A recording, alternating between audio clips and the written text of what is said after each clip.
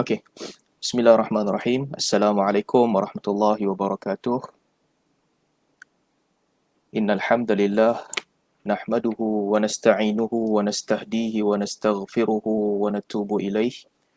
Wa na'udzu billahi min syururi anfusina wa sayyiati a'malina.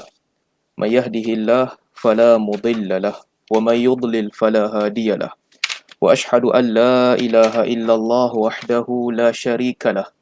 Wa ashhadu anna Muhammadan abduhu wa rasuluh. Allahumma salli ala Muhammad wa ala ali Muhammad kama sallaita ala ali Ibrahim wa ala ali Ibrahim innaka Hamidum Majid. Wa barik ala Muhammad wa ala ali Muhammad kama barakta ala Ibrahim wa ala ali Ibrahim innaka Hamidum Majid. Amma ba'd. Alhamdulillah, dengan izin dan limpah kurnia Allah Subhanahu Wa Taala, kita diberikan kesempatan untuk sama-sama berjumpa untuk sambung semula pengajian Sirah Khulafa' Ar-Rashidin pada hari ini. InsyaAllah pada hari ini kita akan bincangkan berkaitan dengan pembukaan Baitul Maqdis di zaman Sayyidina Umar Al-Khattab radhiyallahu anhu. Sebelum kita mula, saya nak mengucapkan terima kasih kepada sahabat-sahabat yang sudi mengikuti kelas pengajian kita, sama ada rakan-rakan yang di Qatar ataupun sahabat-sahabat yang berada di Malaysia. Banyaklah pengorbanan sahabat-sahabat di Malaysia, waktu pun tengah malam. Jadi terima kasih banyak-banyak sudi mengikuti kelas kita ini. Jadi sebagaimana kita telah bincangkan dalam kelas yang lepas, di mana setelah para sahabat Nabi SAW membuka kota Yarmouk di penghujung hayat Sayyidina Abu Bakar radhiyallahu anhu, mereka kemudian bergerak membuka beberapa kota-kota besar lain. Setelah pemergian Sayyidina Abu Bakar, mereka bergerak untuk membuka kota Dimashq di bawah kepimpinan Abu Ubaidah Al-Jarrah, Abu Ubaidah bin Jarrah radhiyallahu anhu, bersama dengan Khalid Al-Walid dan juga pemimpin-pemimpin tentera yang lain. Dan dalam masa yang sama, mereka telah membuka banyak wilayah-wilayah lain yang berdekatan dengan Dimashq. Antaranya mereka buka Urdun, Jordan. Kita telah sebutkan dalam kelas yang lepas di mana kota Jordan hampir kebanyakannya dibuka dengan cara perang yang dipimpin oleh Shurahbil bin Hasanah radhiyallahu anhu, melainkan Tabariyah.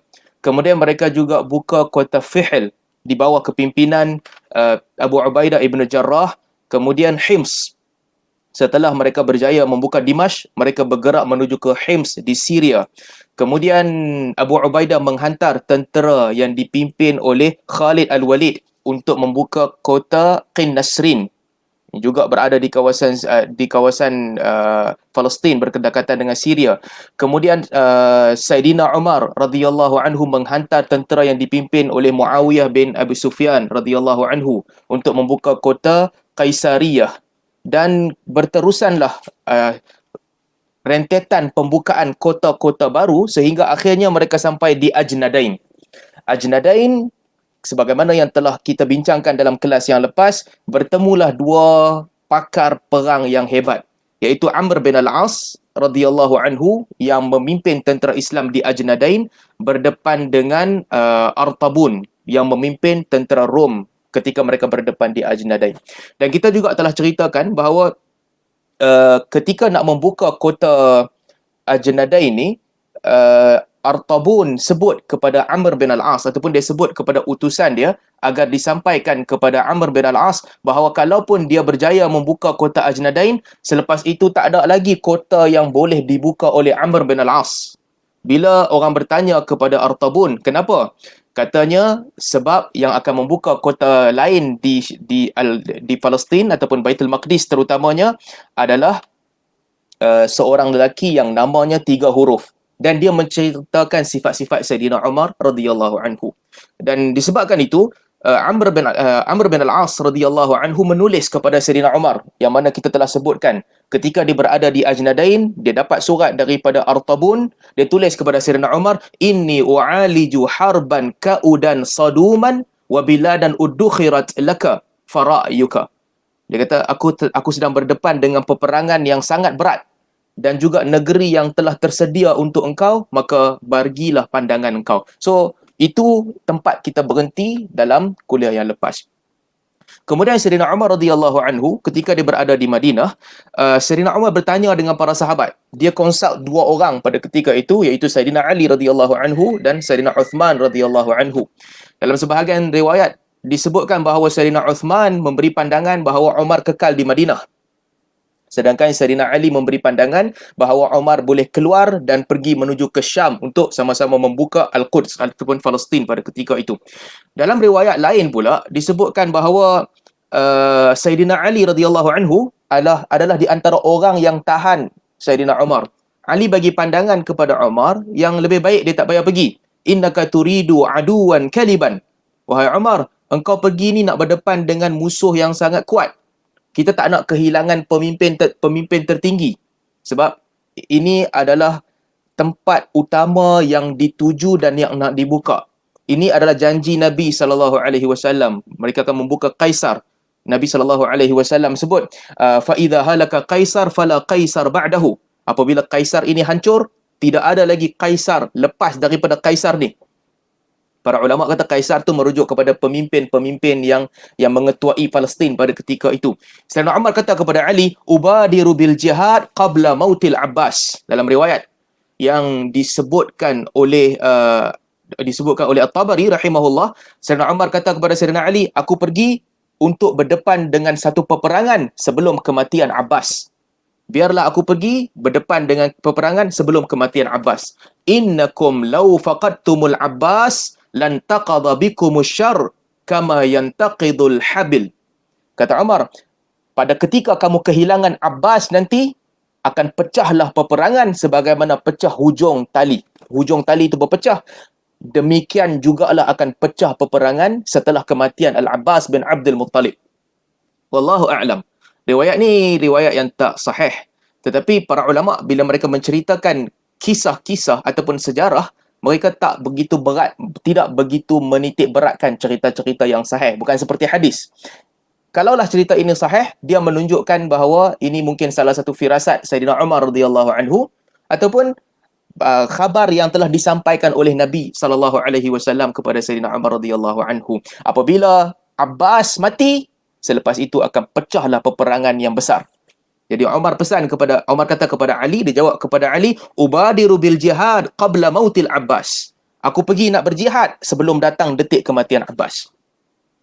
Dan nak jadi cerita, Sayyidina Abbas radhiyallahu anhu dia meninggal dunia setelah 6 tahun kepimpinan Sayyidina Uthman radhiyallahu anhu.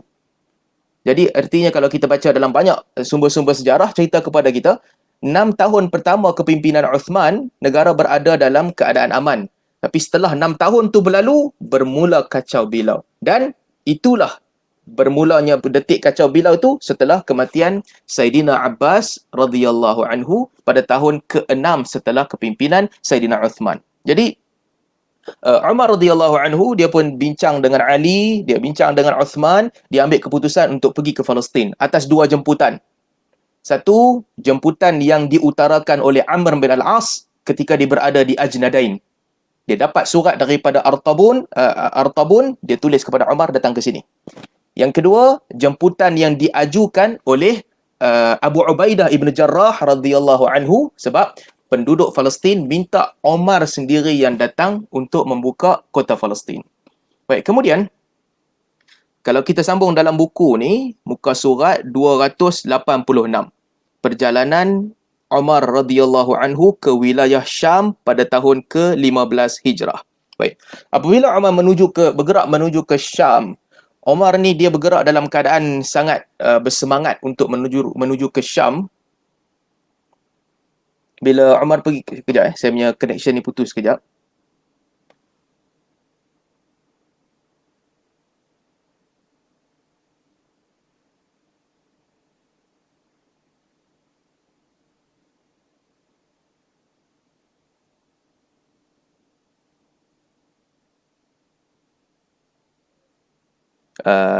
Saya punya Zoom ni terputus. Tunggu sekejap.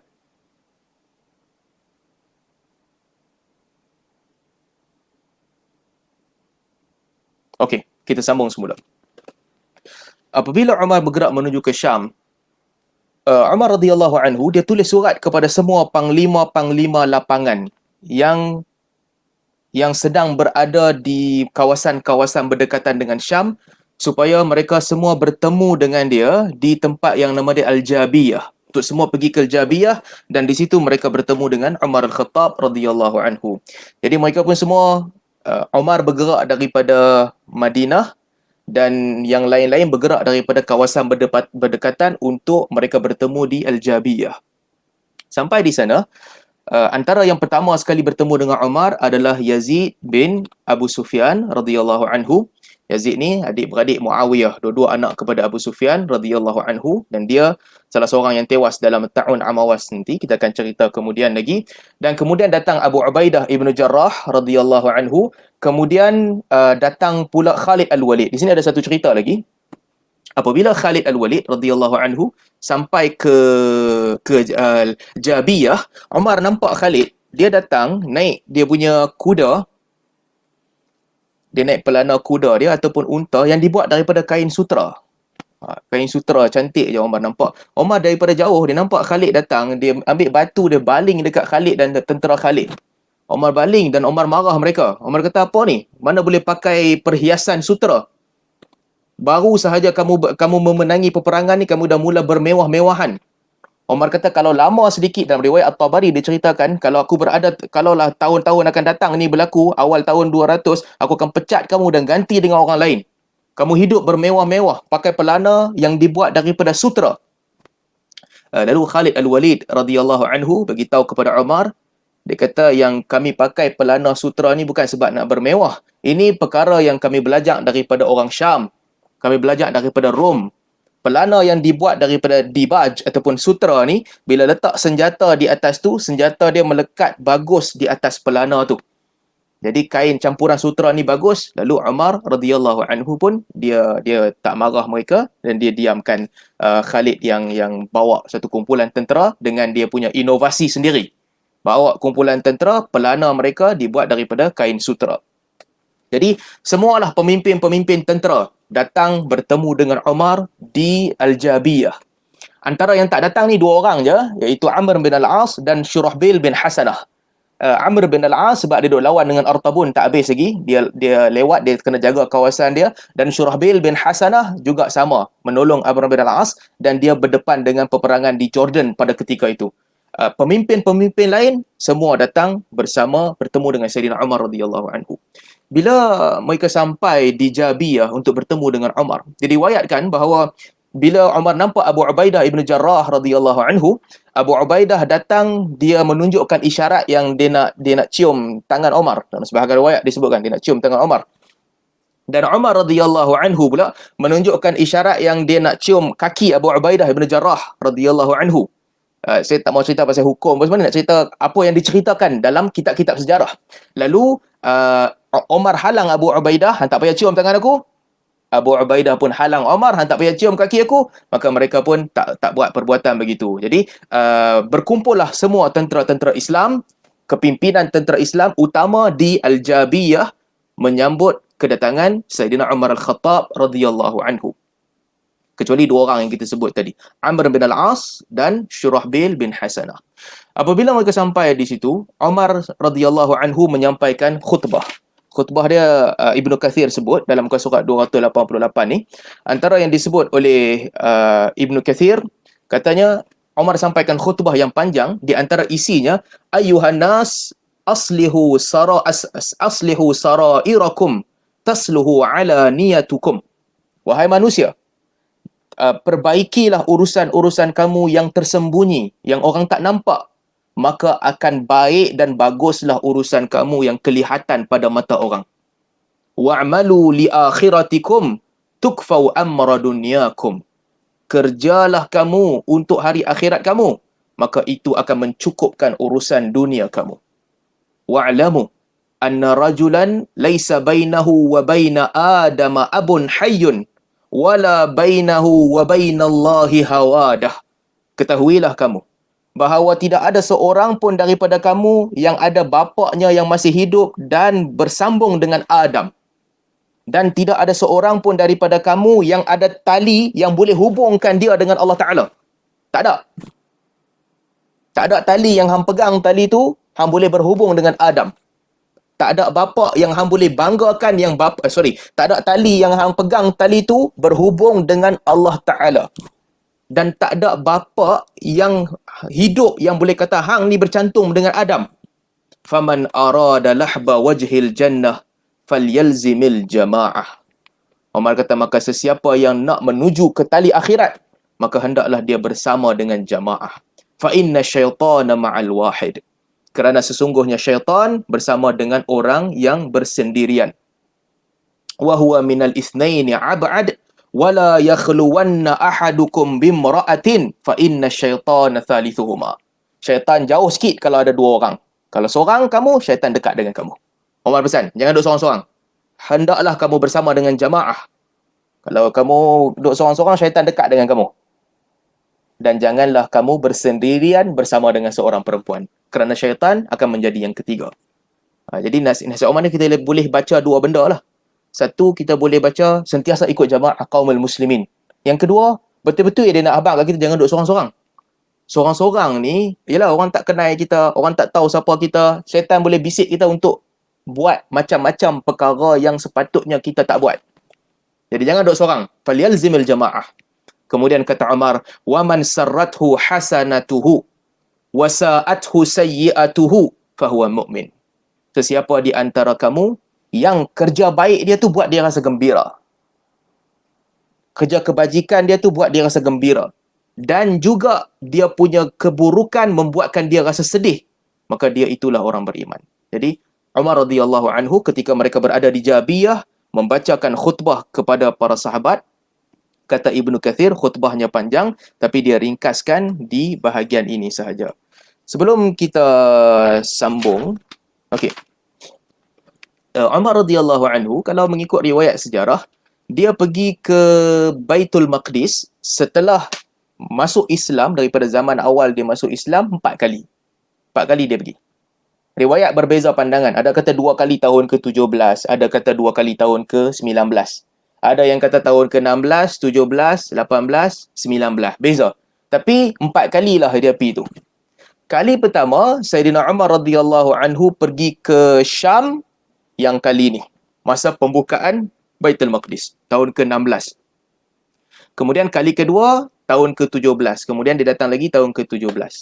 Kali ketiga, Umar pergi lepas tu, tahun ke-18. Masa kena tahun kecil. Belum tahun Amawas lagi.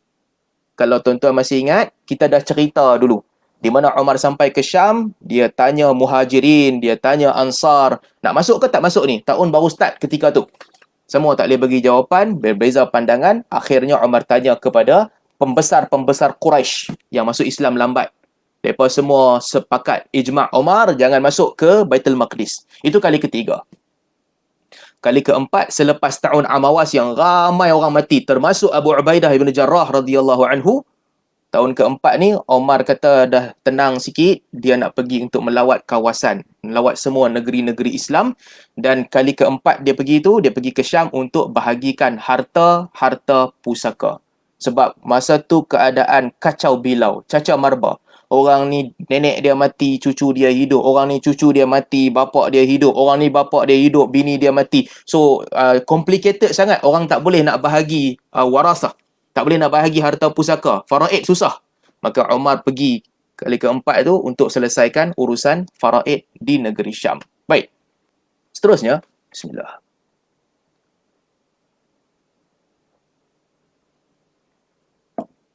Yang ni cerita yang masyhur. Orang semua cerita.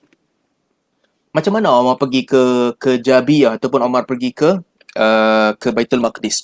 Daripada Madinah, Umar pergi ke Jabiyah. Kemudian daripada Jabiyah, Umar pergi ke Ilya. Kawasan Ilya ni Al-Quds. Umar pergi daripada Madinah sebab dia excited sangat, dia seronok sangat dapat jemputan daripada Amr bin Al-As dan Abu Ubaidah ibn Jarrah. Dia naik kuda. Sebab dia nak cepat sampai ke Palestin. Dia naik kuda daripada Madinah diiringin oleh Abbas dalam sebahagian riwayat. Apabila sampai di sana, Umar bila dia bergerak di kawasan tu, dia naik unta. Di kawasan tu dia naik unta. Unta apa yang Umar naik? Dalam sebahagian riwayat disebutkan Umar naik unta yang ramadi, warna kelabu biasa. Maksudnya bukan unta yang hebat. Bukan unta putih yang cantik ataupun unta yang color dia kemas. Unta biasa. Macam mana keadaan Umar naik unta tu? Diriwayatkan yang Umar tak pakai serban dan tak pakai kepiah. Sehingga rambut dia, kepala dia ni ada kesan dia terbakar matahari kat kepala dia ni, kesan pancaran matahari tu ada di kepala Umar tanpa pakai kepiah ataupun tanpa pakai serban.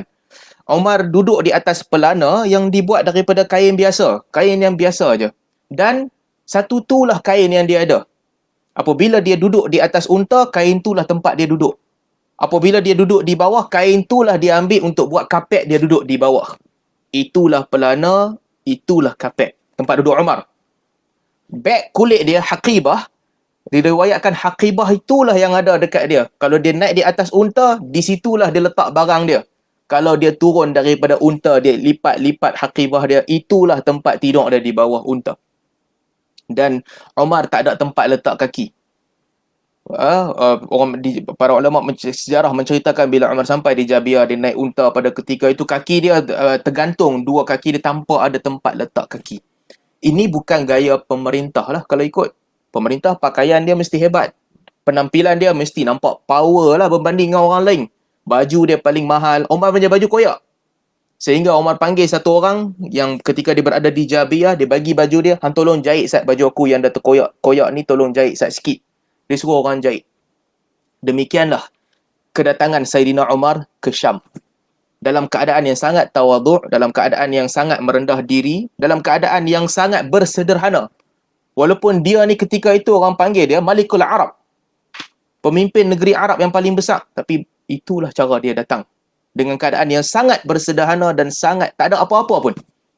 Sehingga orang yang dia panggil untuk jahit baju dia, tukang jahit baju yang berada di Jabiyah, kata kepada dia, "Anta Malikul Arab."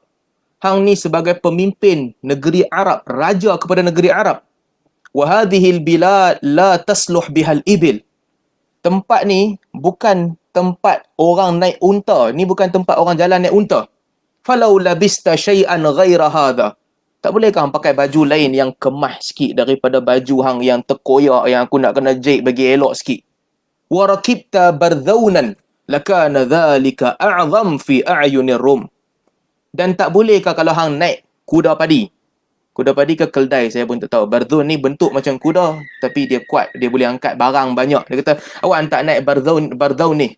Naik bardhaun ni barulah Rom nampak hang. Rom akan rasa kehebatan, haibah pemimpin." Selekeh sangat. Tukang jahit baju tu kata kat dia, "Hang pakai baju koyak dengan naik unta biasa, dengan kaki hang pun tergoyang-goyang, tak ada tempat letak kaki. Bukan beginilah cara raja nak masuk negeri. Pakai elok-elok sikit lah," dia kata kat Umar. Kata Umar, "Nahnu qaumun a'azzana Allah bil Islam. Fala natlubu bi ghairillahi badila." Perkataan ni masyhur. Banyak riwayat. Ada yang riwayat lain yang kata, "Wala naltamisal izzata bi ghairihi." Ini perkataan masyhur yang Umar selalu ulang dan banyak diriwayatkan daripada Saidina Umar. Apa dia kata? Dia kata, "Nahnu qaumun a'azzana Allahu bil Islam." Kami ni satu kaum yang Allah telah muliakan dengan Islam, dan kami tidak akan mencari pengganti selain daripada Allah. Dalam riwayat lain disebutkan, kami tidak akan mencari kemuliaan selain daripada kemuliaan yang telah Allah berikan kepada kami. Itulah Saidina Umar radhiyallahu anhu. Mana dia dapat ni? Kalau kita fikir-fikir kan. Mana Umar dapat cara hidup yang sangat bersederhana sebagai pemimpin ni? Dia belajar daripada siapa? Tak lain tak bukan, ini semua Saidina Umar radhiyallahu anhu belajar daripada Nabi sallallahu alaihi wasallam. Didikan Nabi sallallahu alaihi wasallam. Pemimpin yang hebat, dia melahirkan pengganti yang mewarisi kehebatan tu.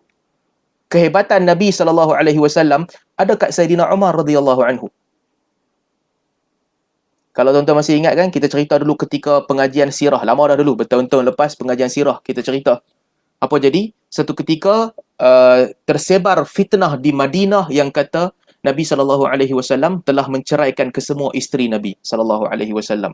Nabi telah ceraikan semua. Orang semua menangis. Umar pergi ke bilik Nabi sallallahu alaihi wasallam. Masa tu bilik ni dijaga oleh Rabah, pembantu Nabi yang namanya Rabah. Umar minta izin dekat Rabah, "Boleh tak aku nak masuk?" Rabah tengok Nabi, Nabi pun tak jawab. Para Rabah kata tak ada jawapan, nak masuk macam mana? Selepas 2-3 kali, Umar pun masuk berjumpa dengan Nabi SAW. Di situlah Nabi SAW menanamkan sifat kesederhanaan kepada Umar. Apabila Umar masuk, Umar lihat bilik Nabi SAW hanya ada satu tempat lapik dan ada satu genggam sahaja makanan, syair, tepung. Itu je yang ada kat situ. 2 bulan tau Nabi duduk situ. Yang tinggal banyak tu je. Kan Nabi tinggalkan isteri 2 bulan. Yang tinggal itu sahaja. Satu tepung. Satu genggaman tepung ataupun satu cupak tepung. Kemudian Nabi tidur. Nabi SAW tidur di atas satu tikar yang dibuat daripada dianyam lah, hasir. Dan bekas anyaman tu lekat di badan Nabi SAW. Umar menangis. Ketika tu Umar masuk, Umar menangis.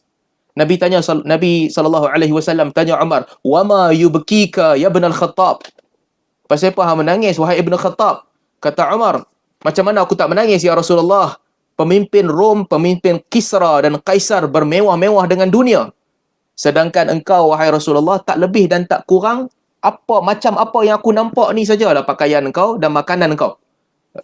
Tikar tu melekat di badan Nabi SAW. Nabi kata, "Ya Ibn al-Khattab, ala tarda an takuna lana al-akhirah wa lahumud dunya." Wahai anak kepada Al-Khattab, tak sukakah hang kalau kepada mereka Allah berikan dunia, kepada kita Allah berikan akhirat? Yang ni lah didikan dia yang melekat dalam jiwa Sayyidina Umar Al-Khattab radhiyallahu anhu. Ketika dia pergi untuk membuka kota Syam, ketika dia pergi ke Baitul Maqdis, ketika tentera Islam dah boleh halau Rom daripada Baitul Maqdis, itulah pakaian Umar. Pakaian yang bersederhana, datang dengan tak pakai kepiah, tak pakai songkok, kepala dia kena panas. Dia datang untuk masuk ke kota Baitul Maqdis ketika tu. Saya nak sambung sikit. Disebutkan dalam riwayat ni, riwayat Ibn Kathir sebutkan ni, Umar bila dia pergi ke Baitul Maqdis, dia tak pakai kepiah dan tak pakai songkok. Dia tak pakai kepiah dan serban. Kepala dia panas. Ini ceritalah, sekadar cerita kita. Dia bukan tentang hukum hakam fiqh. Ni bukan hukum hakam fiqh, tapi sekadar nak cerita. Apa pakaian lelaki di zaman Nabi SAW? Lelaki pakai macam mana biasanya?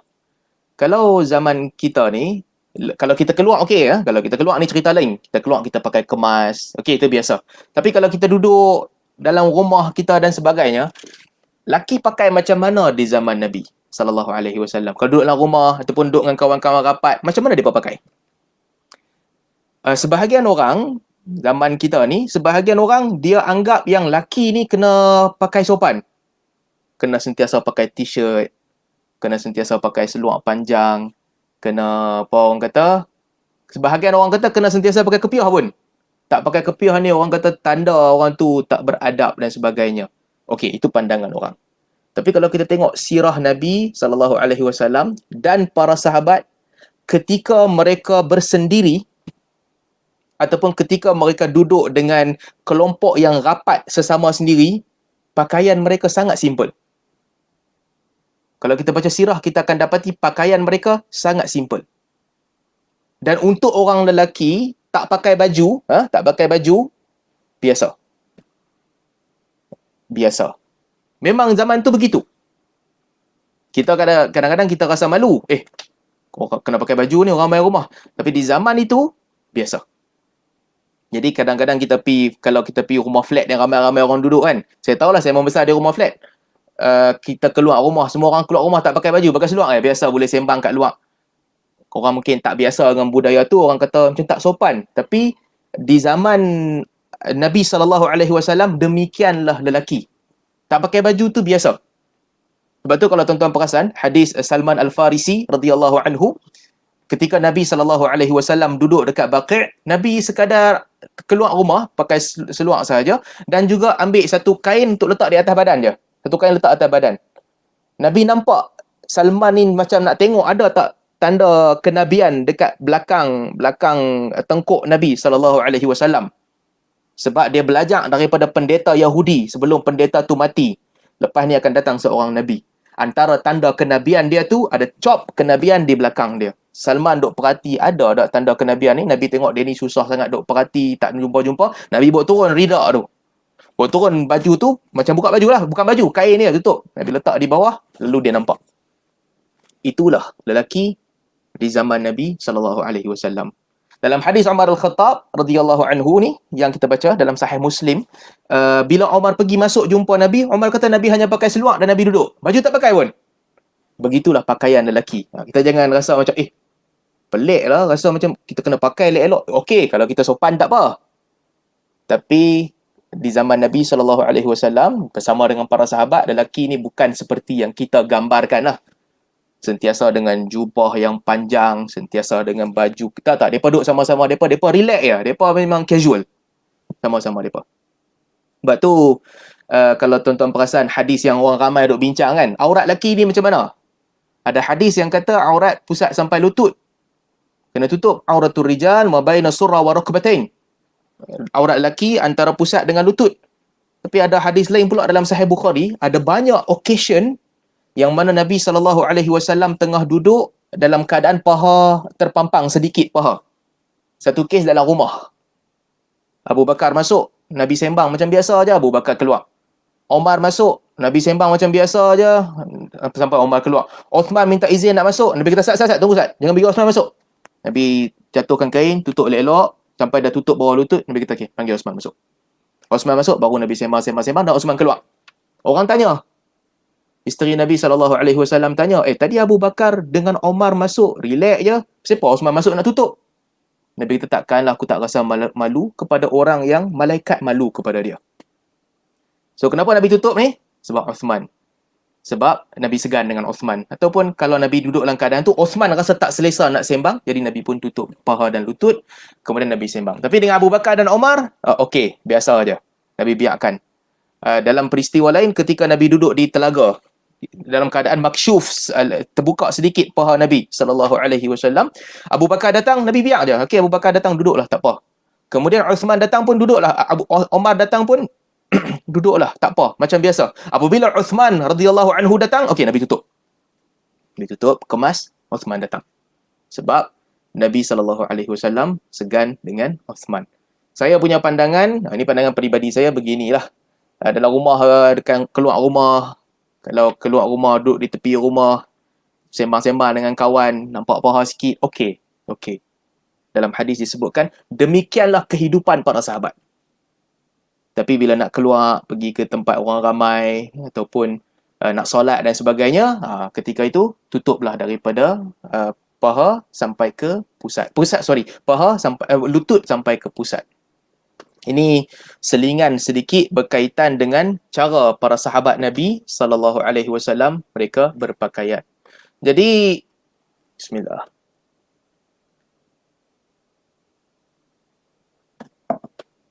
Sampai di Baitul Maqdis. Omar pun panggil orang tu yang tukang cuci baju. Omar kata kat dia, hang tolong jahit baju aku balik, bagi elok-elok sikit sebelum nak masuk ke Baitul Maqdis. Dia pun bagi cadangan ke Omar, wahai Omar, hang ni ketua, pemimpin orang Arab. Tak patutlah kalau hang naik unta buruk masuk ke Baitul Maqdis. Naiklah kuda kami yang bagus ni. Bardau ni saya tak tahu kuda ke ataupun keldai ke, yang penting dia kuat untuk angkat barang. Omar pun naik sekejap je. Omar naik. Omar kata kat para sahabat, relax, tunggu sekejap sebab ni syaitan ni bukan selalu orang tunggang sebab dia ganas sangat. Melompat sana, melompat sini. Lepas tu Omar turun balik, Omar ketuk-ketuk binatang tu. Omar kata, aku tak mau naik binatang ni. Binatang ni bukan binatang yang kita biasa naik. Melompat, merata-rata, aku tak mau. Dan lalu dia pun masuk ke Baitul Maqdis dengan unta dia seperti biasa. Pun dia datang dengan kuda. Ada dua riwayat. Ketika Sayyidina Umar radhiyallahu anhu berada di Jabiyah juga, datang satu orang lelaki Yahudi. Datang kepada Umar, dia kata, "Ya Amiral Mu'minin, la tarji'u ila biladika hatta yaftahu Allahu 'alaika ilya." Yahudi orang biasa aja datang, dia kata kat Umar, dia kata, "Wahai pemimpin kepada orang mukmin, aku nak habaq kat hang satu benda ni. Sesungguhnya hang takkan keluar daripada negeri ni, balik ke negeri hang, melainkan setelah Allah Subhanahu Wa Taala buka Ilya dekat hang, Al-Quds. melainkan setelah Allah buka Quds dekat hang. Mana dia dapat? Mungkin firasat dia ke apa-apa. Dia kata, hang takkan balik. Melainkan Allah buka kat hang. Untuk hang negeri Al-Quds. Dan kita juga dah baca sebelum tu. Di kalangan ahli ilmu Yahudi dan Nasrani, sifat Omar ni diwarisi dalam kitab-kitab mereka. Orang yang akan membuka Baitul Maqdis. Kemudian datang satu kelompok manusia. Datang semua satu kelompok orang bawa naik kuda, bawa pedang. Datang daripada jauh. Oh, para sahabat bersedia. Siapa ni nak main perang ke? Omar kata biarkan mereka. Mereka datang nak minta kedamaian. Omar tanya mereka, hampa main daripada mana? Mereka kata kami main daripada Ilya. Daripada Ilya ni Al-Quds. Jadi Omar pun terima mereka punya kedamaian, mereka punya minta pendamaian. Omar minta para sahabat tulis surat kepada mereka, bagi sebahagian daripada hasil mereka, jizyah, lepaskan mereka. Kemudian Omar cari Yahudi tadi. Yahudi ni Omar kata dia ni ahli ilmu. Firasat dia macam bagus. Omar cari dia, panggil dia ke sini. Dalam riwayat At-Tabari disebutkan, bila Omar panggil lelaki Yahudi ni, Omar tanya kepada dia, hang ni aku nampak macam ahli ilmu. Hang cakap tadi, memang betul orang-orang Quds datang dan mereka surrender kepada aku. Omar tanya, boleh tak cerita sikit tentang tanda-tanda kiamat? Omar ni salah satu sifat dia disebutkan, dia suka tanya kepada orang. Dia tanya kepada Yahudi tu, boleh tak cerita kat kami sifat Dajjal ni macam mana? Kedatangan Dajjal ni macam mana? Pasal apa Omar tanya kat dia? Sebab Dajjal ni semua orang percaya. Kita percaya, Kristian percaya, Yahudi percaya. Cerita Dajjal ada dalam kitab kita, ada dalam kitab Kristian, ada dalam kitab Yahudi. So Omar nak tanya dekat Yahudi ni, kot-kotlah ada maklumat tambahan tentang Dajjal, hang cerita kat aku. Cerita mai pasal Dajjal. Yahudi tu kata kepada Omar, hang tak payah risau wahai Amirul Mukminin. Kalau Dajjal datang ke negeri Quds, sebelum dia masuk negeri Quds, sesungguhnya kamu akan potong Dajjal berbelah-belas potongan. Hang jangan risau tentang Dajjal. Dia pun balik. Omar tinggalkan dia. Ketika berada di Jabiyah juga, datang satu orang rahib, pendeta yang dah betul-betul tua. Rahib tua ni datang, dia bawa satu kertas, surat. Surat datang bagi kepada Omar. Datang, nah, ni untuk hang wahai Omar. Omar tengok surat tu, ditulis surat tu daripada Omar. Omar tulis surat tu, sesungguhnya hang ni diberi jaminan keselamatan. Omar bagi balik surat tu kat dia. Omar kata dengan syarat. Syarat dia, hendaklah hang benarkan orang yang melalu lalang untuk menetap di kawasan hang kalau nak lalu lalang, dan jangan musuhi orang. Mana mai surat daripada Omar. Ibnu Asakir rahimahullah, kalau tak silap saya, meriwayatkan ketika Omar masih muda, dulu zaman Omar muda-muda, orang muda ni hikmah kurang, keberanian dia lebih. Sebelum zaman Islam lagi, Omar pernah pergi ke Syam. Pergi ke Syam dalam perjalanan meniaga dengan orang Syam. Orang Arab jahiliah pergi ke Syam. Ketika nak balik, mereka semua dah keluar daripada Baitul Maqdis. Omar seorang duduk di situ tersesat. Kemudian ketika dia sesat, dia nak cari jalan nak keluar, ada satu gangster di tepi jalan di Baitul Maqdis ni tangkap Omar. Dia tangkap, dia cekik Omar. Omar dia cuba nak lepaskan diri tapi tak berjaya. Omar ditangkap, lalu dia kurung Omar dalam satu rumah. Ini gangster saja nak cari pasal dengan orang lah. Omar kata dalam rumah tu ada banyak pasir, timbunan pasir, ada cangkul, skop tu, cangkul, dan juga ada satu kapak dekat hujung. Lelaki ni dia masukkan Omar dalam rumah. Dia kata ke Omar, aku nak hang ambil pasiak ni semua, pindah daripada sini, pergi letak kat situ. Hang tolong buat kerja aku. Pasiak ni aku nak daripada kawasan ni, pindah pergi kawasan tu. Dia kunci Omar dalam tu. Omar duduk je dalam tu. Lama Omar duduk, tak tahu nak buat apa. Nak buat ke tak buat kerja. Cangkul ada, pasir pun ada, tapi Omar duduk. Sampailah petang, lelaki tu datang semula. Bila lelaki tu mai, dia tanya Omar, pasal apa hang tak buat kerja lagi? Aku suruh hang buat kerja. Lelaki tu pun dia pang kepala Omar sekali. Bila dia pang kepala Omar, Omar pun ambil kapak yang ada dan Omar bunuh dia. Lepas Omar bunuh dia, Omar keluar daripada tempat yang dia dikurung. Dia keluar dan dia jumpa dengan rahib tadi, pendeta tadi. Dia pergi tempat ibadat pendeta tu. Jumpa pendeta tu kata, pasal apa? Omar kata, aku sesat jalan. Jadi nak cari kawan-kawan, nak balik jumpa kawan. Pendeta tu bagi tahu ke Omar, anta tara bi'ainil khauf. Jangan tipu, aku tengok mata hang ni, aku tahu. Ini mata yang dalam mata tu ada ketakutan. Hang bukan nak cari kawan hang, mesti ada masalah hang buat. Omar kata, tak, aku memang nak cari kawan aku sesat jalan. Rahib tu kata, aku tengok muka hang, aku tahu hang ni dalam ketakutan. Ada mesti benda hang buat. Umar kata, mungkinlah cerdik lah kot rahib ni. Dia tahu dia boleh baca kita punya apa yang Umar tengah sembunyikan. Kemudian rahib tu kata, wa inni la araka alladhi tukhrijuna min biladina hadhihi. Fahallaka an taktub li kitaba amana ala dairi hadha. Mula-mula Umar dah kata dah, rahib ni dia cerdik kot. Dia tengok aku, dia tahu aku takut. Kemudian rahib tu tambah pula, aku punya firasat, aku nampak macam hang lah akan bantu keluarkan kami, selamatkan kami daripada negeri ni. Boleh tak hang tulis dekat aku satu surat jaminan keselamatan di atas gereja aku ni supaya orang tak kacau. Umar kata ni dah raplah dah. Tadi nampak macam cerdik, elok-elok nampak jalan cerdik, dia duduk main merepek dah sikit. Umar kata, laqad dhahabta ghaira madhhabin. Tadi nampak macam okey, ni hang duk main dah kona tunggang langgang, buka negeri. Apa aku main meniaga? Umar kata, aku datang ni nak meniaga. Tak ada kena-mengena dengan buka negeri ke apa. Rahib kata, aku tengok muka hang, aku tahu. Tak apalah, hang boleh tak tulis surat jaminan keselamatan kat kami? Umar kata, hang duk merepek apa ni, aku main nak balik. Lelaki tu kata, hang tulis saja surat. Umar kata, hang nak sangat surat nak. Umar pun tulislah untuk dia.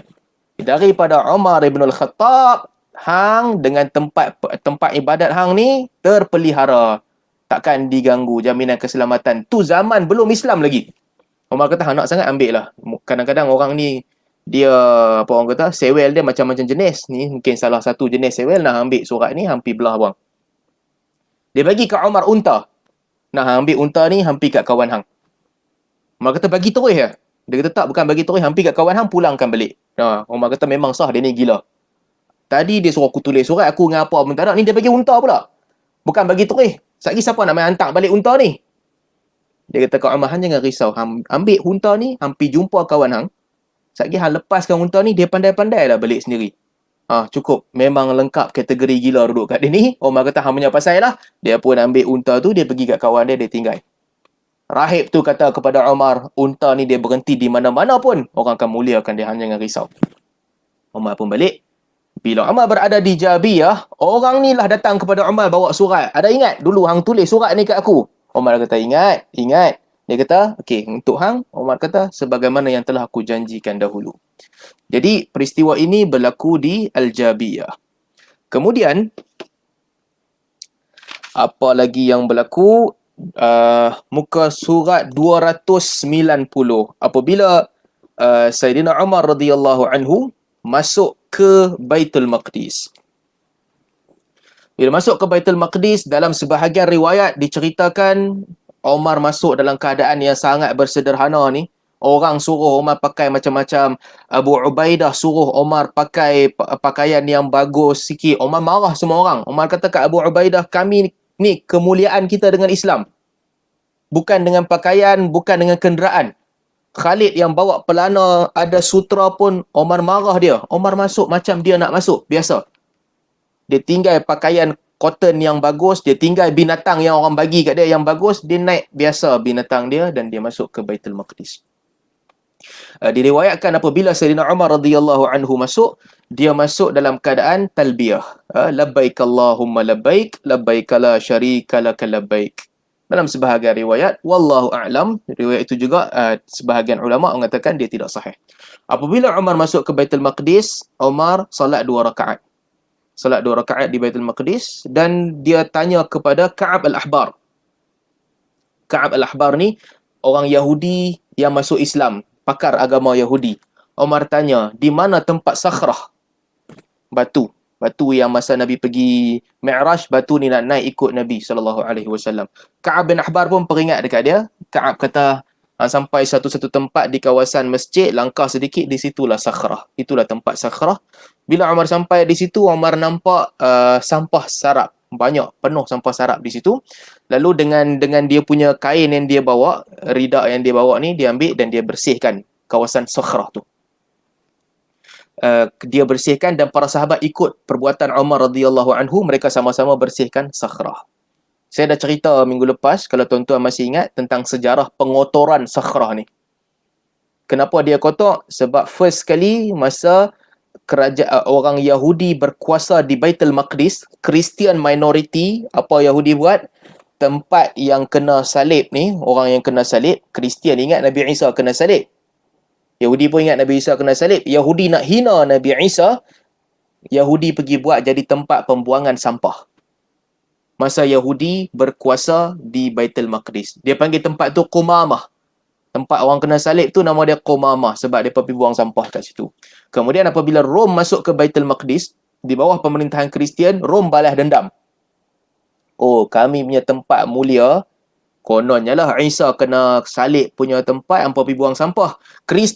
Kristian balas dendam balik. Sakhrah, batu yang Yahudi anggap kiblat, Kristian pula pergi jadikan tempat buang sampah. Apabila Umar radhiyallahu anhu dan para sahabat masuk ke Baitul Maqdis, dia pun membersihkan kawasan Sakhrah itu. Umar tanya kepada Ka'ab al-Ahbar, kat mana nak solat? Kat mana nak solat? Dalam masjid ni mana tempat yang bagus solat? Umar tanya, nak test dia lah. Umar tanya. Ka'ab al-Ahbar kata, solatlah di belakang Sakhrah. Di belakang Sakhrah supaya depan hang ada batu tu, dan di depan batu tu keseluruhan Baitul Maqdis ni menunjukkan bahawa dia di bawah kekuasaan hang. Umar kata, tadahaital Yahud. Wahai Ka'ab bin Ahbar, hang ikut perangai Yahudi. Hang ikut perangai Yahudi. Batu ni tak ada kelebihan pun. Qiblat kepada Yahudi dan dia bukan lagi qiblat. Umar pergi solat di depan batu tu. Umar kata dia solat di tempat yang Nabi SAW solat dahulu. Jadi dia solat di depan batu tu dan esoknya Sayyidina Umar radhiyallahu anhu solat subuh di Masjidil Aqsa ataupun di Baitul Maqdis. Kemudian apa lagi berlaku? Setelah pembukaan Baitul Maqdis kali pertama ni, Umar pun balik semula ke Madinah. Dan dia berlaku tahun ke-16 Hijrah mengikut riwayat yang ramai. Pada tahun ke-17 Hijrah, ketika umat Islam sedang dah berkuasai sebahagian besar tempat di kawasan Baitul Maqdis, Rom, sisa-sisa kekuatan terakhir Rom yang ada ni, mereka pergi kepung Hims. Hims pada ketika itu, Abu Ubaidah Ibn Jarrah berada di Hims. Khalid berada di Qin Nasrin. Setelah dibuka Qin Nasrin, datang buka Baitul Maqdis, balik semula ke Qin Nasrin. Muawiyah bin Abu Sufyan, Qaisariyah. Syurahbil bin Hasanah di Jordan. Kemudian di kawasan Iraq pula ketika itu dipimpin oleh Sa'ad bin Abi Waqqas. So semua orang balik kawasan masing-masing. Abu Ubaidah Ibn Jarrah dikepung di kawasan Hims. Abu Ubaidah pun tulis surat kepada Khalid Al-Walid. Port tentera paling dekat, Khalid yang paling dekat daripada Qin Nasrin, tolong datang hantar bantuan. Abu Ubaidah hantar kepada banyak panglima-panglima kecil-kecil yang berada di kawasan. Tapi semua tak boleh buat keputusan. Kalau kami tinggal kami punya pos, pergi ke Hims, takut musuh serang. Semua berbelah bagi. Nak pergi ke nak jaga tempat kita? Nak pergi ke nak jaga tempat kita? Banyak pertimbangan. Tetapi Khalid Al-Walid radhiyallahu anhu dapat sahaja minta tolong, pertolongan yang diperlukan oleh Abu Ubaidah. Khalid terus bergerak ke Hims. Masuk ke Hims, cari jalan masuk ke Hims, tanya Abu Ubaidah, apa nak buat? Abu Ubaidah kata, kita dikepung oleh tentera yang ramai. Rom bersama dengan orang-orang Arab yang sokong Rom serang kita, kepung kita di dalam Hims. Apa nak buat? Abu Ubaidah tanya kepada pemimpin tentera yang berada di situ, apa pilihan yang kita ada? Mereka kata, tunggu sehingga datang bantuan.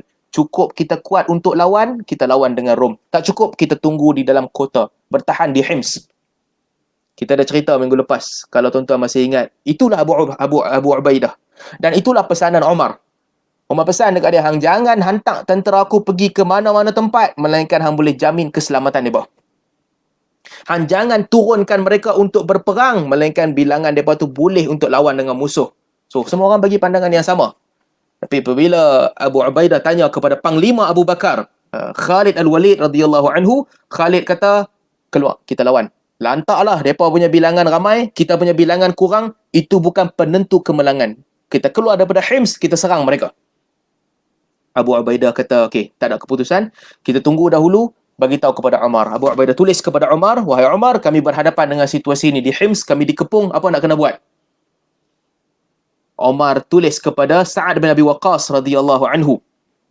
Tulis kepada Sa'ad bin Abi Waqqas, aku nak hang, wahai Sa'ad bin Abi Waqqas, dan juga Qa'qa' bin Amr, Panglima dan timbalan Panglima, dua-dua bergerak ke Hims, tolong Abu Ubaidah. Kawasan dia tinggalkan orang lain jaga. bagi orang ganti untuk jaga, tapi Qa'qa' dan Sa'ad bin Abi Waqqas, dua-dua orang aku nak hangpa bergerak ke Hims. Dan juga Umar pesan, bawa Iyad ibn Ghanam. Iyad ibn Ghanam supaya pergi memerangi orang-orang Arab yang bersekongkol dan mempertahankan Hims. Mempertahankan tentera-tentera yang mempertahankan Rom. Orang Arab yang bergabung dengan Rom, perangi mereka. Jadi bantuan daripada Sa'ad bin Abi Waqqas dan juga Qa'qa' bergerak untuk membantu Abu Ubaidah dan Khalid di Hims. Omar juga dalam masa yang sama bergerak daripada Madinah untuk nak pergi tolong wilayah Syam. Syam ni penting. Berbanding dengan Iraq, Syam penting. Tetapi lama kelamaan bila berita tentera Islam sedang bergabung, semua sedang bergerak menuju ke Hims, orang Arab tahu, mereka pun meninggalkan Rom. Ketinggal, mereka keluar daripada pos tentera mereka, balik ke kawasan masing-masing, tinggallah tentera Rom sahaja. Bila tinggal tentera Rom sahaja, ketika itu Khalid usulkan sekali lagi kepada Abu Ubaidah, wahai Abu Ubaidah, mula-mula aku abang kat hang kita pergi keluar, hang tak mau keluar. Hang kata kita belum bilangan bersama dengan mereka. Sekarang orang-orang Arab telah meninggalkan Rom, tinggal Rom sahaja. Okey, kriteria yang hang nak dah ada, kita keluar dan kita lawan. Kali ini Abu Ubaidah kata, okey Khalid, pandangan hang betul, kita keluar dan kita lawan. Mereka pun keluar dan lawan dengan saki-baki Rom tanpa bantuan Arab dan mereka menang. Setelah mereka menang, lepas 3 hari, baru sampai bantuan daripada Sa'ad bin Abi Waqqas. Lama sikit jalan daripada Iraq. Isu lagi, sikap terpuji Abu Ubaidah. Sentiasa berurusan dengan Amirul Mukminin. Tanya kepada Umar, wahai Umar, harta rampasan perang, kami saja ke geng Sa'ad bin Abi Waqqas dapat sekali? Umar kata, bagi dekat mereka. Bagi dekat mereka sekali. Sesungguhnya sebaik-baik tentera ni, Allah Ta'ala bagi ganjaran yang tinggi kepada Sa'ad bin Abi Waqqas, tentera Kufah. Mereka pertahankan negeri mereka dan mereka bantu wilayah Islam lain yang perlukan bantuan. Abu Ubaidah Ibn Jarrah radhiyallahu anhu. Kalau nak buat checklist kan, apa kesalahan yang dia buat? Tak ada. Ada tak benda yang dia buat yang buatkan Amirul Mukminin tak puas hati dengan dia? Tak ada. Kadang-kadang dia tanya soalan, Umar marah pasal soalan tu je. Tapi tindakan dia, Amirul Mukminin tak ada yang tak puas hati. Itu Abu Ubaidah Ibn Jarrah. Dia berperang sebagaimana berperangnya seorang penjawat awam yang memang ikut cakap pemerintah. Dan dia berjaya. Dan Khalid pula macam kita cerita, dia berbeza. Bismillah. Selagi ada ruang-ruang untuk capai ke kemenangan, Khalid akan masuk dan lawan. Kemudian muka surat 294. 294 penaklukan Jazirah Euphrates ke sebutan dia, saya pun tak tahu. Euphrates kot. Euphrates ni sungai yang panjang. Jazirah tu Euphrates ni, sungai itu daripada Iraq sampai ke Syria sampai ke Turki. Kawasan yang luas. Kawasan ini, seluruh kawasan sekeliling lembah Euphrates ni dibuka oleh orang Islam juga pada tahun 17 Hijrah. Di bawah kepimpinan Iyad ibnul Ghanam. Dan Iyad bersama dengan Abu Musa al-Ash'ari, Umar bin Sa'ad bin Abi Waqqas dan juga Uthman ibn As. Mereka buka banyak kawasan di situ, antaranya Nasibain, Ra'sul Ain, Dara dan sebagainya. Mereka berjaya buka hampir kebanyakan kawasan di lembah sungai Euphrates ni. Saya tak tahu sebutan saya mungkin salah. Kemudian sampailah salah satu kawasan berlaku peperangan yang sikit je di bawah kepimpinan Uthman bin Al-As. Dalam peperangan ini telah terkorban seorang sahabat Nabi sallallahu alaihi wasallam, iaitu Safwan ibnu Mu'attal radhiyallahu anhu. Safwan ibnu Mu'attal, kalau tuan-tuan masih ingat, dia ini orang yang menjadi musuh kepada munafik. Orang munafik tuduh dia berzina dengan Aisyah radhiyallahu anha. Dan Allah Subhanahu wa taala turunkan surah An-Nur untuk membersihkan Aisyah dan juga Safwan radhiyallahu anhuma. Nak kata bahawa mereka ni tak buat salah, itu semua adalah tuduhan orang munafik. Kemudian Umar radhiyallahu anhu hantar tentera, ini kali pertama, nak pergi serang Habsyah. Kali pertama Umar hantar tentera yang dipimpin oleh Alqamah ibnu Mujazziz. Dah menang dah di Rom, dah menang di Syam. dan dah menang di Kufah, dan dah menang di lembah sungai Euphrates ni, kawasan yang panjang, dah menang juga. So Omar nak try, sekarang Omar nak cuba hantar tentera ikut jalan laut pula, ikut seberang laut untuk pergi serang Habsyah. Dan Allah Subhanahu Wa Taala takdirkan perjalanan laut ni kali pertama mereka kalah. Ramai tentera Islam yang meninggal dalam serangan pertama ke atas Habsyah. Omar kata, lepas ni aku tak hantar dah tentera ikut jalan laut. Navy tak ada dah. Tak ada Navy. Aku ikut jalan darat ya. Jalan laut aku tak pakai dah. Dan Allah Subhanahu Wa Taala takdirkan kejayaan merentas lautan ni berlaku di zaman Sayyidina Uthman radhiyallahu anhu. Ini semua orang punya bahagian masing-masing dalam perang. Abu Bakar ada bahagian dia. Habis dia hancurkan geng-geng murtad. Dia buka kunci pintu kepada Syam, iaitu dengan membuka Yarmouk. Abu Bakar punya part. Omar punya part pula, dia teruskan kejayaan Abu Bakar di kawasan Rom, di kawasan Syam dan juga kawasan Kufah. Iraq dan Syam, dia teruskan kejayaan Abu Bakar dan dia buka kawasan Syam keseluruhannya. Tinggal pula nanti kita akan cerita kejayaan Uthman ketika dia membawa tentera merentas lautan. Kemudian tentera Muawiyah, Ibn Jarir Al-Tabari sebut pada tahun 23 Hijrah, Muawiyah pergi serang di Saifah sampai ke Amuriyah. Amuriyah kawasan saya tak pasti di mana, kalau tak silap saya kawasan ni di bawah jajahan Israel sekarang, sampai ke Amuriyah. Dan yang bersama dengan Muawiyah ketika Saifah ni, siapa bersama dengan dia? Sahabat-sahabat yang kuat di dalam beribadat yang bersama dengan dia. Abu Ayyub Al-Ansari, Abu Dhar Al-Ghifari. Ini sahabat-sahabat yang kuat beribadat. Ubadah bin Samit bersama dengan mereka. Shaddad bin Aus juga. So tentera Muawiyah ni bersama, yang menariknya ni, saya nak cerita tentang dua orang ni, Abu Ayyub Al-Ansari dan juga Abu Dhar Al-Ghifari. Mereka dua orang ni ahli ibadat yang sangat dikenali tekun beribadat. Abu Ayyub Al-Ansari dan juga Abu Dhar Al-Ghifari. Abu Dhar lah terutamanya. Dua-dua dikenali dengan sangat kuat beribadat. Abu Dhar terutamanya sangat kuat beribadat. Abu Darda juga yang lain kuat beribadat. Cuma kita nak cerita sikit, walaupun mereka kuat beribadat, Abu Dhar Al-Ghifari terutamanya, tapi dalam masa yang sama, dia boleh ikut pergi perang. Dan dia boleh menjadi watak utama di dalam perang. Bukan sekadar dia kuat beribadat, duduk dalam tempat ibadat dia saja. Tapi bila panggilan perang tu datang, mereka boleh keluar dan boleh berbakti dalam perang. Kalau tak perlu, mereka balik beribadat. Itulah sikap ataupun generasi yang dipimpin oleh Nabi SAW, yang dibentuk oleh Nabi SAW. Dia bukan sahaja boleh beribadat, duduk bagus, zikir banyak. Bukan itu sahaja fungsi dia. Tapi apabila datang panggilan perang, orang-orang seperti Abu Dhar, mereka boleh keluar dan boleh pergi berperang untuk mempertahankan agama. Jadi sedikit sebanyak dengan pembukaan Saifah, sebelum itu menguasai lembah sungai Euphrat kesemuanya dan juga dibuka Baitul Maqdis. Jadi berjayalah tentera Islam di zaman Umar Al-Khattab radhiyallahu anhu menghalau Rom keluar daripada negeri Syam. Mereka keluar sampai ke Konstantinia, sampai ke Istanbul. Kawasan Syam ni semua telah dikuasai sepenuhnya oleh orang Islam. Dan setiap kali Umar buat perjanjian damai dengan orang Arab yang tinggal di Syam, Umar tulis kepada mereka, antara isi perjanjian, kamu kena halau orang Rom keluar daripada negeri kamu.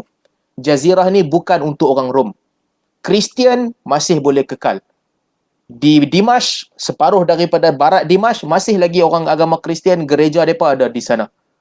Orang Kristian yang tinggal di Baitul Maqdis, mereka masih lagi boleh amalkan agama mereka. Gereja mereka masih ada. Demikian juga dengan orang Yahudi yang minoriti di situ, tidak diperkenal sebat teruk dengan Kristian, mereka boleh hidup aman. Kristian tak boleh kacau mereka. Tetapi Rom, bangsa orang putih, Rom, dihalau keluar daripada Jaziratul Arabiyah. Jadi itu sedikit sebanyak berkaitan dengan pembukaan kota-kota di negeri Syam. Dia bermula daripada tahun ke-14, 15, 16 Hijrah sampai ke tahun ke-23 ni. InsyaAllah pada kelas yang akan datang mungkin kita rehat kot seminggu. Lepas seminggu kita sambung balik. Kita akan sambung berkaitan dengan pembukaan Mesir pula. Pembukaan Mesir, kemudian sedikit sebanyak tentang Iraq sebelum kita sambung cerita tentang zaman Sayyidina Uthman radhiyallahu anhu. Kalau ada soalan, saya buka soalan sikit sebelum kita tangguhkan majlis pada hari ini.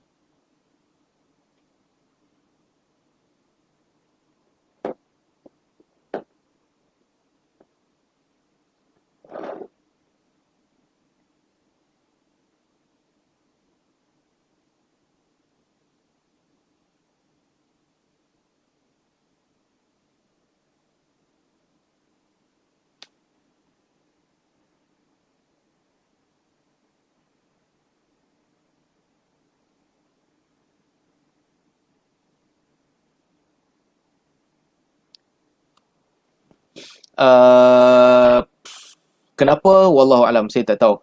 Saya tak sempat baca. Cuma kenapa Omar pilih untuk solat? Pilihan yang ada pada ketika itu, bila dia tanya kepada Ka'ab al-Ahbar, sama ada di belakang Sakhar ataupun di depan Sakhar. Wallahu alam kenapa dia bukan di Masjidil Aqsa. Cuma yang disebut, Ka'ab bin Ahbar bagi cadangan kepada dia untuk solat di belakang supaya batu tu duduk di depan dia. Omar tolak pilihan tu. Omar solat di hadapan untuk tidak menyerupai orang Yahudi. Jadi dia solat di hadapan batu tu bukan untuk memuliakan batu tu. Dan disebutkan bahawa Omar solat di tempat yang Nabi SAW pernah solat di situ. Dalam beberapa riwayat disebutkan Omar solat tempat itu, Nabi SAW pernah solat di situ. Wallahu alam, saya tak pasti maklumat lebih lanjut, tak sempat nak baca tentang tu.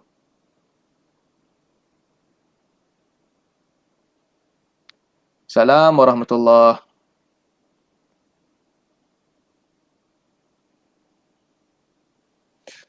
Pun saya tak sempat nak tengok map. Sorry, Jabiah di mana saya tak pasti. Nanti mungkin dah berubah kot. Minggu lepas sebelum kelas saya sempat nak check kawasan-kawasan di mana Hims, di mana Fihl.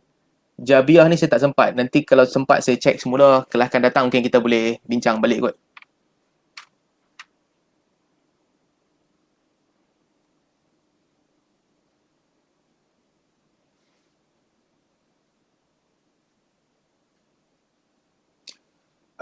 Ya, diriwayatkan Abu Ubaidah bin Jarrah berpesan kepada Sayyidina Umar radhiyallahu anhu supaya dia kemas, dia pakai pakaian kemas, dan dia juga naik binatang Darwain ni, saya pun tak tahu, kuda padi ataupun keldai. Abu Ubaidah bin Jarrah radhiyallahu anhu adalah salah seorang yang menasihati Umar untuk pakai. Tapi Umar tolak sebab Umar try juga naik binatang tu, tapi dia tak suka sebab binatang tu melompat-lompat. Umar turun, dia naik unta dia. Abu Ubaidah ni dia kena marah dengan Umar dua kali lah kalau ikut cerita. Satu, ketika Umar radhiyallahu anhu nak masuk ke Baitul Maqdis, Abu Ubaidah suruh dia pakai elok-elok, kemas supaya gaya dan lagak seorang pemimpin. Umar marah dia. Umar kata, kita ni diberi kemuliaan dengan Islam. Jangan duk cari kemuliaan lain. Yang kedua, Abu Ubaidah juga dimarah oleh Umar ketika berlaku tahun yang pertama, tahun ke-17, sebelum Amawas yang ke-18. Ketika itu Umar datang, tanya kepada para sahabat nak masuk ke tak masuk ke Baitul Maqdis. Akhirnya Umar buat keputusan setelah mengikut nasihat daripada pembesar-pembesar Quraisy, jangan masuk. Abu Ubaidah kata, atafirru min qadrillah. Wahai Sayyidina Umar, takkan hang nak lari daripada takdir Allah? Sayyidina Umar kata, kalau bukan hang cakap macam ni, aku dah lempang orang tu. Pasal hang ni panglima, aku respect sikit. Umar kata, nafirru min qadrillah ila qadrillah.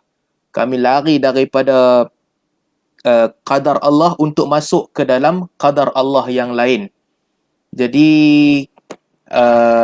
itu dua kali yang diriwayatkan Omar marah Abu Ubaidah. Tapi Abu Ubaidah ni seorang pemimpin yang sangat dengar dan taat kepada Umar Al-Khattab radhiyallahu anhu.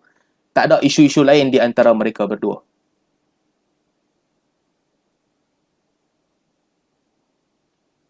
Okey, kita selesai kot lah.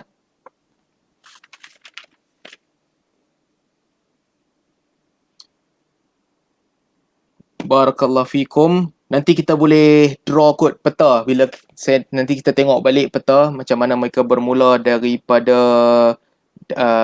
Yarmouk, kemudian menuju ke Fihil atas sikit dekat Ramallah, Fihil, kemudian sampai ke Dimash, daripada Dimash mereka menguasai Hims, kemudian daripada Hims pergi ke Baitul Maqdis di sebelah atas balik, pusing arah lain ke Baitul Maqdis, kemudian Euphrates, lembah sungai Furat keseluruhannya mereka kuasai. Kemudian mungkin kita boleh tengok bagaimana daripada Kufah membawa ke Syam, mereka kuasai seluruh kawasan. Kalau saya sempat nak lukiskan plan, nanti kita try lah. Kalau tak, kita baca-baca je lah. Sebab nama-nama tempat ni begitulah, macam Haji Saleh sebut, susah sikit.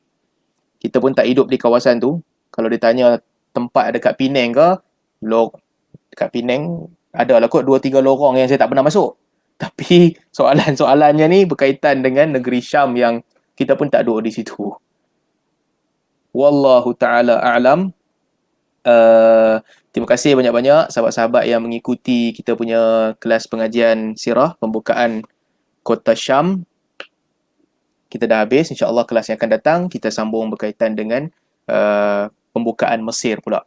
Jadi kita berhenti setakat ni dulu. Subhanakallahumma wa bihamdik. Asyhadu an la ilaha illa ant. Astaghfiruka wa atubu ilaik. Assalamualaikum warahmatullahi wabarakatuh.